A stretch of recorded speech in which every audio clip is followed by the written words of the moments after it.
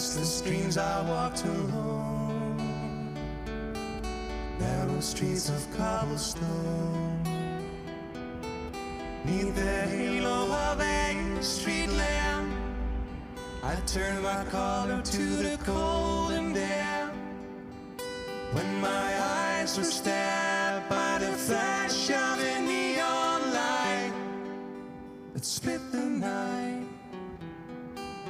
and touched the sound of silence, and in the naked light I saw 10,000 people, maybe more, people talking without speaking, people hearing without listening, people writing songs that voices never share.